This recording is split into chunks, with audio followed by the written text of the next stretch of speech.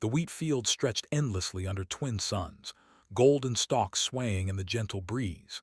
Daniel Ward knelt between the rows, his hands deep in the rich soil of Meridian 7.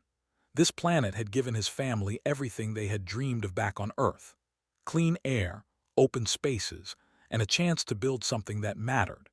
His daughter Amy laughed somewhere behind him, chasing butterflies through the crops while Rachel hummed an old Earth song. Life had finally become simple, good simple, the kind of simple that made a man forget about the chaos they had left behind.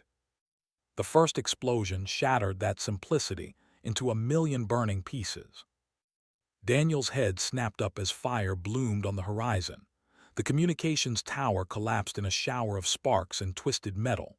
Sirens began wailing across the colony.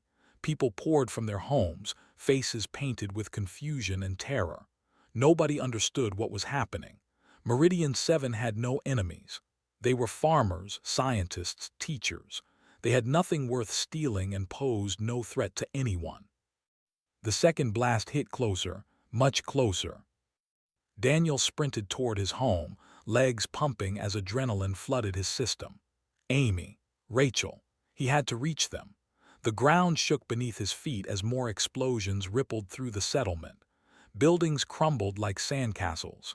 Screams filled the air, mixing with the roar of fires and the shriek of metal being torn apart. Ships descended from the sky. Not human ships. These were angular and aggressive, covered in jagged armor plating that looked designed to intimidate. Weapons ports glowed with charging energy. Daniel had never seen anything like them, but he knew what they meant. Raiders, pirates, killers. The ships opened fire on the fleeing colonists.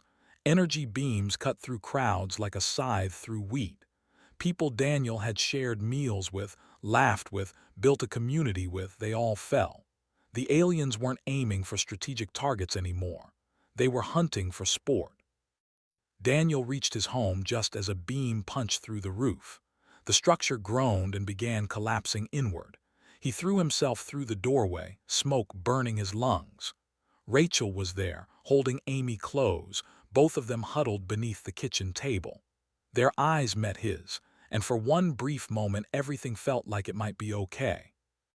Then the wall exploded inward. The blast threw Daniel across the room. His head cracked against something hard. Vision blurred. Ears rang with a high-pitched whine that drowned out everything else. He tried to stand, but his legs wouldn't respond properly. Through the smoke and dust, he saw them. The aliens were tall, reptilian, covered in scales that seemed to drink in the light. They moved with the confident swagger of predators who had never met real resistance. One of them spotted Rachel and Amy. It raised its weapon slowly, almost casually, like this was just another day of work. Daniel screamed, tried to move, couldn't. The weapon fired. Everything after that became fragments, broken pieces of memory that would haunt him forever. The sound, the light, the way Rachel tried to shield Amy even as they both fell, the alien's laughter as it turned away, already looking for its next target, the ceiling coming down, burying Daniel under rubble and ash and the ruins of his entire world. He didn't know how long he lay there. Hours, days, time stopped meaning anything. Pain came in waves, but he barely felt it. His body had gone numb. His mind had gone somewhere far away, somewhere dark and cold where nothing could touch him anymore. When the rescue teams finally arrived, they almost missed him. Just another body among the thousands scattered across the colony. But something made one of them check twice. A faint pulse, shallow breathing. Somehow, impossibly, Daniel Ward was still alive. The medical ship rushed him into surgery. Machines kept his heart beating while doctors worked to save what was left. Broken ribs, collapsed lung, severe concussion, internal bleeding. The injuries went on and on. Any one of them should have killed him. Together they were a miracle he survived. But survival wasn't the same as living. Daniel woke 6 days later in a sterile white room that smelled of antiseptic and recycled air. A nurse tried to explain what had happened. The colony was gone. All of it. 50,000 people reduced to ash and memory. The attackers were a species called the Salvek, a military empire known for raiding frontier settlements. They took what they wanted and left nothing behind. The Galactic Council had been notified. They were investigating. They expressed deep regret for the tragedy. Deep regret. Daniel stared at the ceiling and felt something shift inside him, something fundamental breaking and reforming into a shape he didn't recognize. The doctors said he was lucky to be alive, the sole survivor of Meridian 7, a miracle. He didn't feel lucky. He felt empty, hollow, like everything that had made him human had been burned away, leaving only a shell that still breathed and moved but contained nothing real anymore. Weeks passed. Physical therapy helped his body heal. Counselors tried to help his mind do the same. They failed. How could they understand?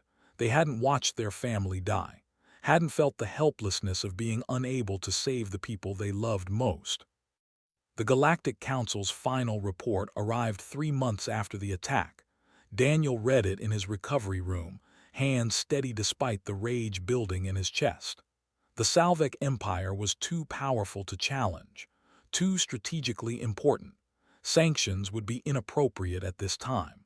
The Council extended its sympathies to the people of Earth for their loss. Sympathies. Daniel set the report down carefully. His hands didn't shake. His voice didn't crack when he spoke to the empty room. That scared him more than anything else. The complete absence of feeling, the cold certainty settling into his bones. The galaxy wouldn't give him justice. Fine, he would take it himself. He began making plans that very night. Rain hammered against the windows of the underground training facility. Daniel didn't notice. He had been awake for 36 hours straight, pushing his body past every reasonable limit. The punching bag swung wildly as his fists connected again and again, knuckles bloody beneath torn wrapping. 2 years had passed since Meridian 7, 2 years of transformation. The man who had knelt in wheat fields no longer existed. In his place stood something harder, sharper, designed for a single purpose. Daniel had spent every credit from his survivor compensation on this. Combat training, weapons expertise, survival skills that would make him a ghost among the stars. His instructor watched from the corner, arms crossed. Rodriguez was an old Earth Special Forces operator who had seen action in the colony wars. He didn't ask questions about why a former terraforming engineer wanted to learn how to kill. The credits were good and the student was dedicated. That was enough. Daniel dropped the bag and moved to the weapons range without pause. His hands found the grip of a plasma rifle with practiced ease. Targets popped up at random intervals. He fired. Every shot found its mark. Center mass, head shots, moving targets at distance. The rhythm became meditation. Rodriguez grunted approval. After training sessions, they would share drinks and the old soldier would tell stories. Stories about Earth, about humanity's place in the galaxy, about how most aliens saw humans as primitives from a death world, too aggressive, too resilient, too dangerous. Daniel absorbed it all, learned that Earth's gravity was nearly double what most species considered normal, that Earth's atmosphere was thick with oxygen that would intoxicate other races, that humans could run for hours while most aliens tired in minutes, that human pain tolerance and healing rates were considered almost supernatural by galactic standards. He learned to use every advantage his Deathworld heritage provided. Between training sessions, Daniel studied. The Salvek language came first. Guttural and harsh, it matched their nature perfectly. He practiced until he could speak it without accent, until he could think in their words. Cultural databases told him everything about their society, military structure, honor codes, weaknesses. The information brokers came next. Daniel found them in the dark corners of space stations, in bars where humans rarely ventured, in digital dead zones where the Galactic Council's surveillance couldn't reach. He paid well for what he needed. Salvek ship movements, command structures, the identities of every officer who had participated in the Meridian 7 raid. One name appeared again and again: War Commander Dravok, the leader of the attack, the alien who had personally overseen the massacre. After Meridian 7, Dravok had been promoted, given command of an entire battle fleet, celebrated as a hero among his people for his successful raid. Daniel memorized that name, burned it into his mind alongside the faces of Rachel and Amy. His network grew slowly but surely. A Torvan merchant named Brix became an unlikely ally. The short, four-armed trader had lost his entire convoy to a Salvek raid 2 years before Daniel's tragedy. Brix dealt in information as much as goods, and he had connections throughout the frontier sectors.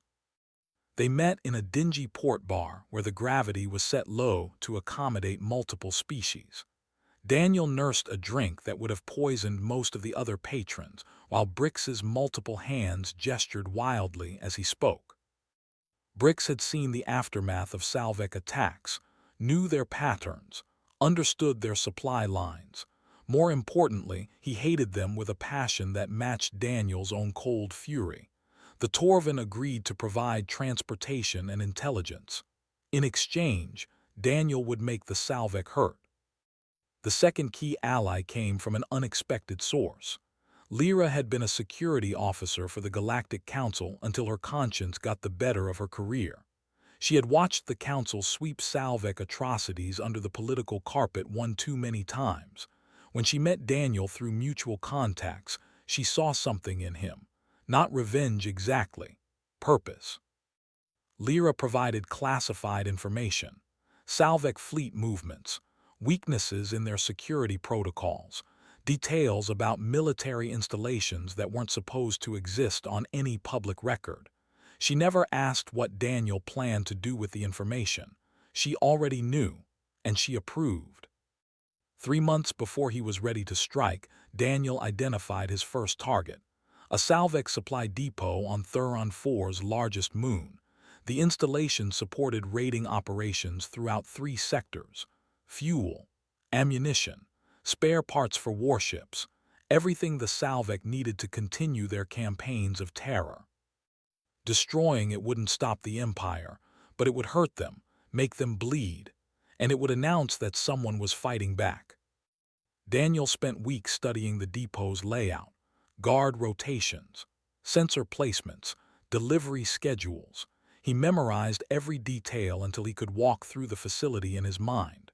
Rodriguez taught him how to move like a shadow, how to kill silently when necessary, how to sabotage equipment in ways that wouldn't be discovered until it was too late. The night before the mission, Daniel sat alone in his quarters. Around him lay the tools of his new trade: weapons, explosives, equipment designed to turn one man into an army. He thought about Rachel, about Amy, about the life they should have had. He didn't pray, didn't ask for forgiveness. This wasn't about redemption. This was about making sure the Salvek understood that humans remembered, that they protected their own, that provoking a Deathworlder came with a price that would be paid in full. Brix's ship departed the next morning, carrying Daniel toward Thuron 4. The Torvan merchant piloted while Daniel prepared in the cargo hold, checking and rechecking every piece of gear. This was it: 2 years of preparation coming to a point.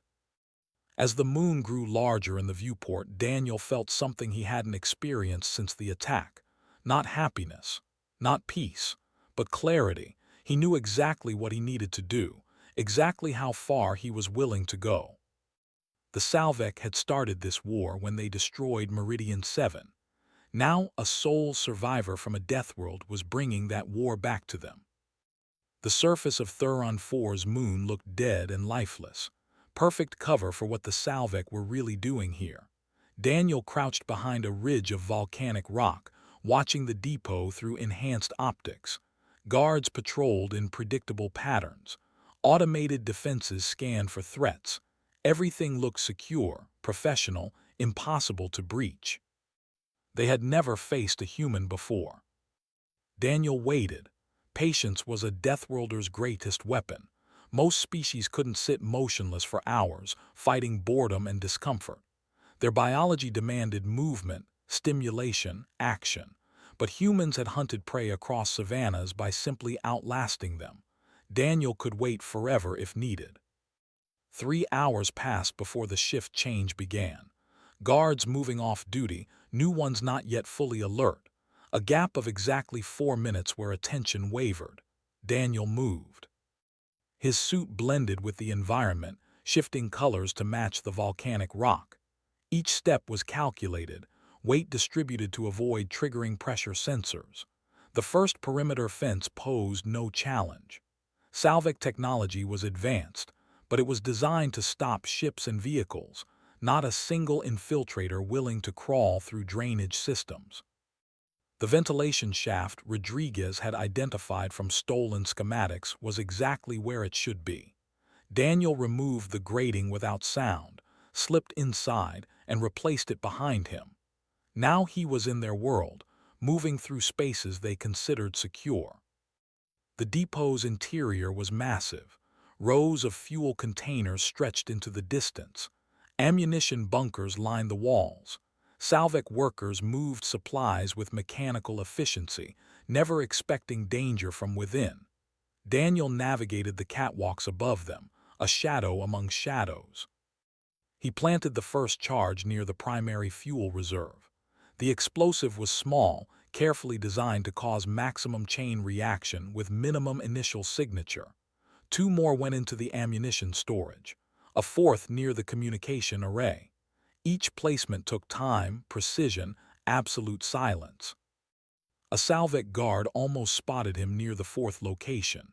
The alien's head turned, nostrils flaring as if catching an unfamiliar scent. Daniel froze on the catwalk above, every muscle locked in place. The guard stared upward, weapon half raised. 10 seconds passed, 20. The guard's eyes swept the darkness but found nothing. Salvic night vision was poor compared to human capability. The alien grunted and moved on, convinced it had imagined the disturbance. Daniel exhaled slowly and continued his work. The final charge was the most important. He placed it in the command center, hidden behind a coolant panel where scanners wouldn't detect it until too late. But this one was different. This one carried a data spike that would broadcast a message before detonation. He programmed it carefully. The message would appear on every screen in the facility. In Salvic script, bold and clear, 4 words that would haunt them. Meridian 7 remembers you. Extraction was slower than infiltration. Daniel retraced his path through the ventilation systems, pausing at every junction to listen for patrols. His enhanced hearing picked up conversations between guards. They were discussing the next scheduled raid. Another colony, another group of innocents who would die while the galaxy looked away. Not this time, not anymore. Daniel cleared the facility and reached the extraction point just as the first charge detonated. The explosion turned night into day. Fuel reserves ignited in a chain reaction that consumed half the depot in seconds. Guards scrambled for emergency positions, shouting orders in panicked Salvic. Alarms screamed into the thin atmosphere. The second charge blew the ammunition storage. Smaller explosions rippled outward as ordnance cooked off in the heat. Shrapnel tore through nearby structures. The carefully organized depot became chaos incarnate. Daniel watched from his ridge as the command center erupted in flames. His message would have displayed for exactly 3 seconds before the explosion. 3 seconds for every Salvic present to understand that someone was coming for them. Someone who remembered. Brix picked him up an hour later, the Torvin's ship skimming low over the devastated facility. Daniel climbed aboard without looking back. The mission was complete. First blood had been drawn. In the ship's cargo hold, he cleaned his weapons methodically while Brix piloted them toward the nearest jump point. The Torvin's voice crackled over the intercom, excited and nervous in equal measure. The depot was completely destroyed. Salvic reinforcements were scrambling to respond. and the message had been recorded by multiple security systems before Daniel's final charge wiped them clean. Word would spread. The Salvek would know they had an enemy now. Daniel felt nothing, no satisfaction, no pride, just cold certainty that this was only the beginning. Over the following weeks, he struck again. A communication relay on the edge of Salvek space went dark. A supply convoy disappeared between systems. An isolated outpost found all its personnel unconscious and its weapons systems dismantled. Each attack carried the same signature. Each one bore the same message. Meridian 7 remembers. The Salvek leadership responded with predictable arrogance. They dismissed the attacks as minor inconveniences, declared that no single operative could threaten an empire, increased patrols and security measures. But the warriors on the ground knew better. They had seen what one human could do.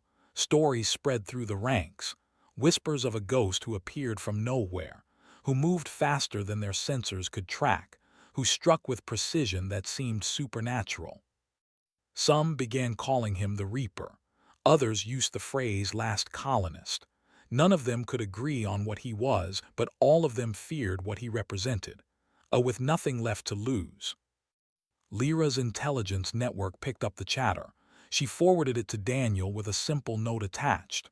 They're scared. Good. Daniel read the reports in his quarters aboard ship. Fear was useful. Fear made enemies make mistakes. But fear alone wouldn't bring justice for 50,000 dead colonists. He expanded his target list, not just supply lines anymore, the officers, the warriors who had participated in the Meridian 7 massacre. He had their names, their assignments, their routines. One by one, he would find them. One by one, they would understand what it meant to provoke a human, to murder families, to think the galaxy would simply forget. Daniel Ward would make certain the never forgot. His revenge would be eternal. War Commander stared at the tactical display with growing frustration. 7 installations hit in 2 months, 12 officers dead or missing, supply lines disrupted across 3 sectors, and still no solid intelligence on who was responsible. The Empire did not tolerate failure. Superiors made that clear in every communication. Find this ghost, kill it, restore order, or face consequences that would make death seem merciful. Had ruled through fear his entire career. Now he was learning what fear felt like from the other side. His intelligence officers gathered around the war table, their scales dull with stress.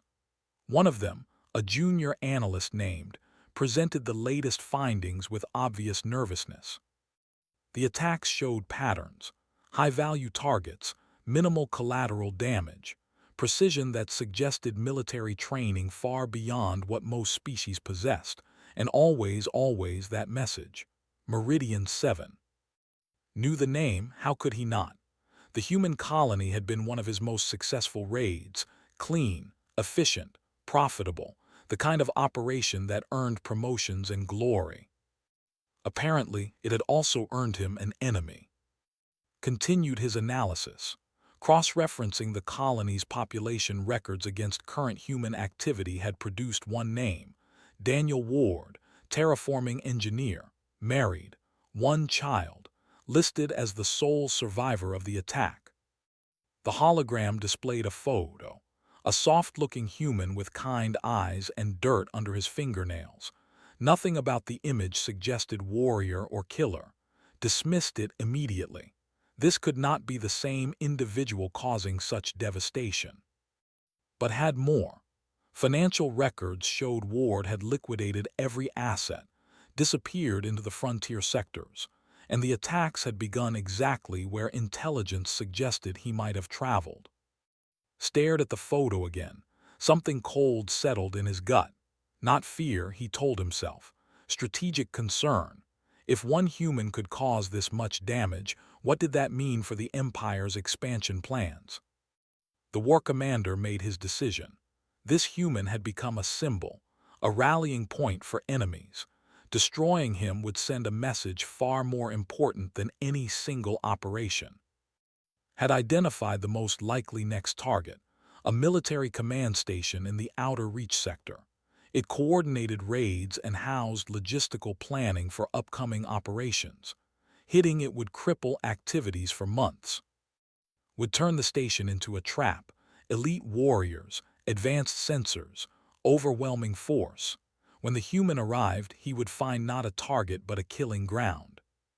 The war commander had the station evacuated except for combat personnel. Every approach was monitored, every access point sealed and guarded. Detection grids were installed that could sense a heartbeat from 100 meters away. Then he waited. 2 weeks passed with no sign of the human. Warriors grew restless. Some questioned whether the target would appear at all. Perhaps the ghost had moved on to easier prey. The war commander knew better. Humans were persistent, stubborn. They didn't abandon hunts just because the prey grew dangerous. That was what made them such effective. On the 16th day, alarms shrieked through the station. Multiple sensor contacts, but they were all false. Debris, radiation echoes, nothing solid. Realized the truth too late. While his forces focused on phantom contacts outside, something had already breached the interior. The waste disposal system, a route so degrading that no warrior would even consider it. But a human from a had no such pride. Daniel moved through the station's infrastructure like water through cracks. His suit was covered in filth that masked his thermal signature. Sensors swept past him, detecting only garbage and recycling. He emerged in a maintenance corridor and moved toward the power distribution center. Taking it offline would create chaos, give him opportunities. 3 guards appeared around a corner before he could reach his target. They spotted him immediately. Weapons came up. Daniel was already moving. He closed the distance before they could fire, using the narrow corridor to his advantage.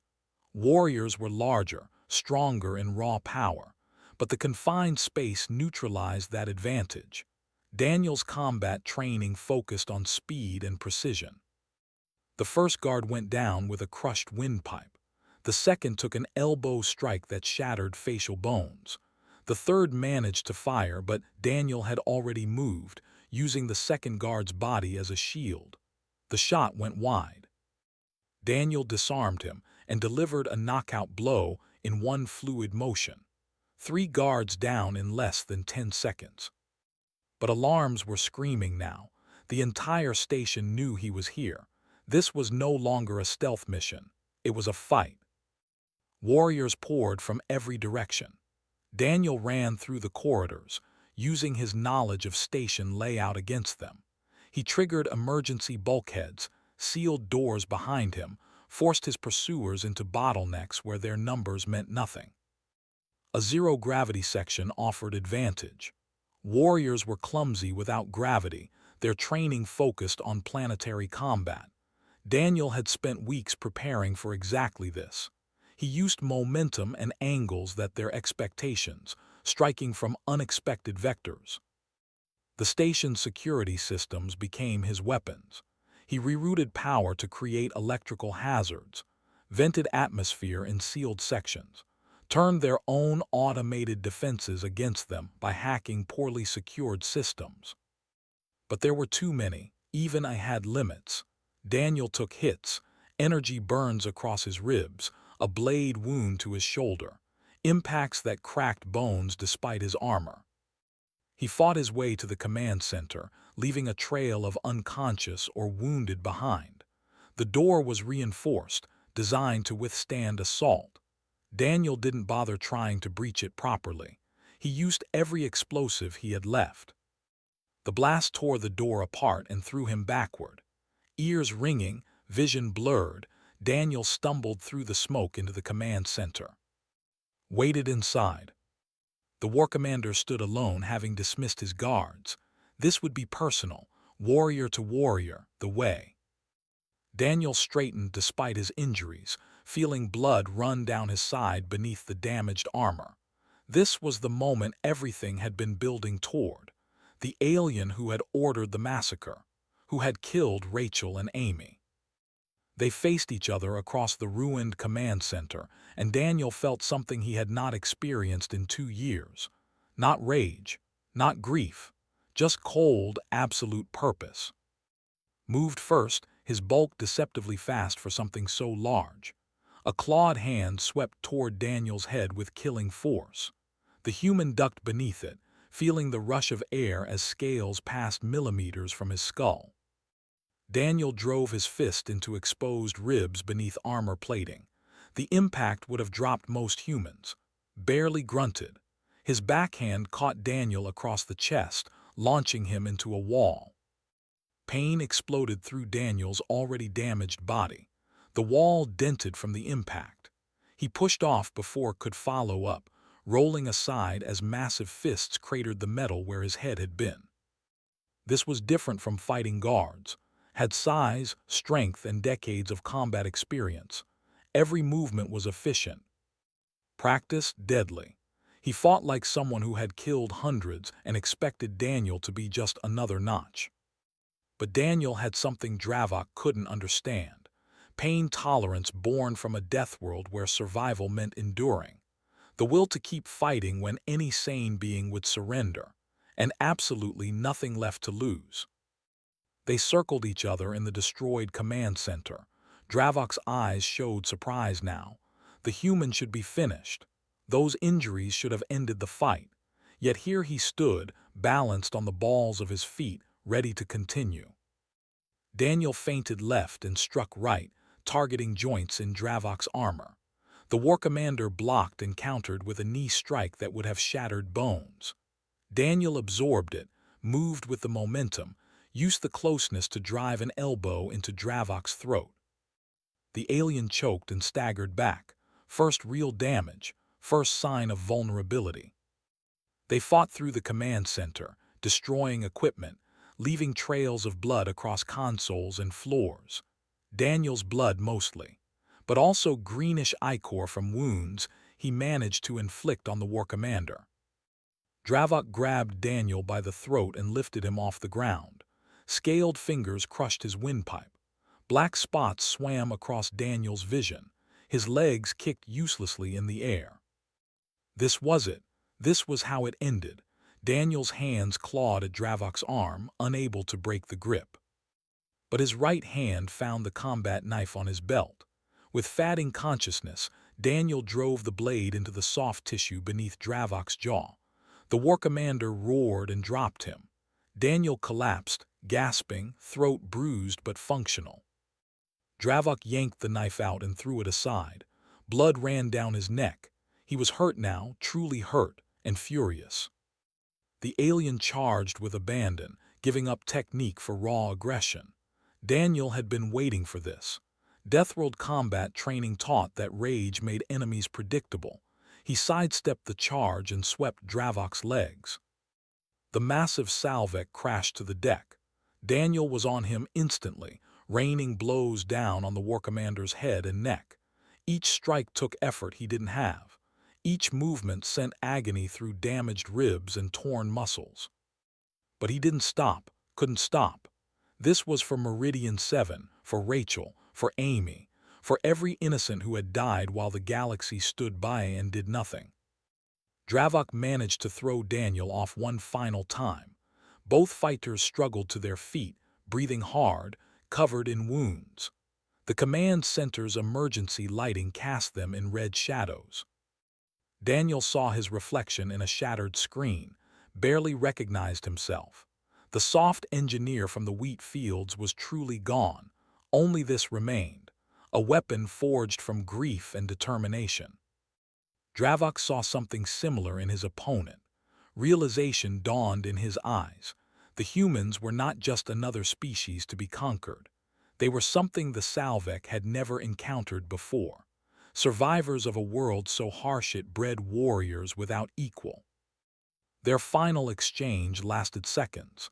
Daniel used every remaining ounce of strength, every trick Rodriguez had taught him, every advantage his Deathworld genetics provided. He was faster despite his injuries, more adaptable, more willing to accept pain to inflict damage. Dravok went down hard, skull cracking against the deck. He tried to rise and failed. Tried again and managed only to roll onto his back, staring up at the human standing over him. Daniel could barely stand. Blood ran from dozens wounds. Broken ribs ground together with each breath. His vision swam with exhaustion and blood loss, but he had won. He looked down at the war commander and felt nothing. No satisfaction, no triumph, just emptiness. Dravok expected death, accepted it. That was the warrior's way. Defeat meant ending. He closed his eyes and waited for the final blow. It never came. Daniel retrieved his knife from where Dravok had thrown it, knelt beside the war commander, and carved a symbol into the alien's chest, not deep enough to kill, just deep enough to scar, a permanent reminder. The symbol for Meridian 7. Daniel's voice came out rough and broken. Live with this. Live knowing you failed. Live knowing a human from a death world beat you. Every time you see this scar, remember what happens when you provoke us. He stood and staggered toward the emergency escape pods. Behind him, Dravok lay stunned, unable to comprehend mercy from an enemy, unable to understand why the human hadn't finished him. Daniel didn't understand it either. Maybe killing Dravok would have felt too final, too much like ending it before the message truly spread. The Salvek needed to see their war commander alive and defeated. They needed to fear what one determined human could accomplish. Or maybe Daniel was just too tired to kill anymore. The escape pod jettisoned as station reinforcements finally arrived. Through the small viewport, Daniel watched the command station fall away. Alarms and emergency lights flashed across its surface. Salvek's ship scrambled to intercept his pod. Then Brix's vessel appeared from nowhere, weapons blazing.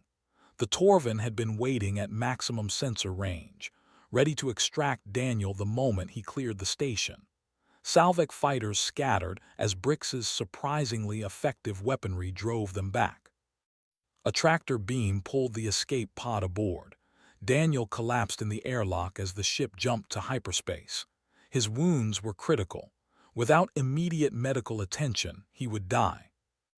Brix's multiple arms worked frantically over him, applying trauma patches and injections. The Torvin was speaking, but Daniel couldn't make out the words anymore. Everything was fatting. His last thought before unconsciousness claimed him was simple. He had faced Dravok, survived, won, but the war was far from over. The Salvek would respond, others would suffer, and somehow that felt worse than dying. Daniel woke to unfamiliar sounds, medical equipment humming, voices speaking languages he didn't recognize. For a moment he thought he was back in the recovery ward after Meridian 7, that everything since had been a fever dream. Then the pain reminded him otherwise. Lyra appeared beside his bed, her features showing relief. She explained where he was, a hidden medical facility maintained by her network of council defectors and sympathizers. He had been unconscious for 11 days. His injuries had nearly killed him 3 times during surgery.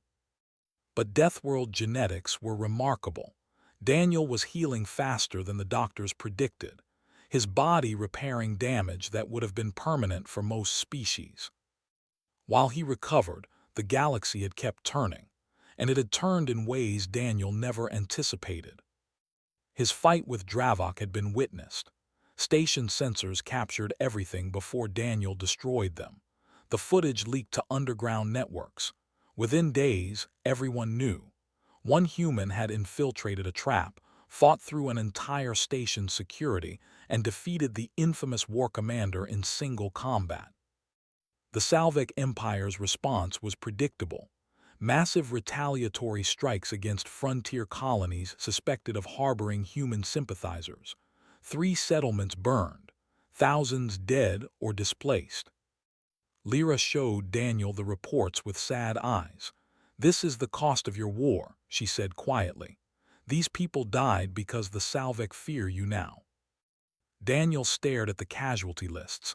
felt the weight of each name like a physical blow. He had wanted justice for Meridian 7.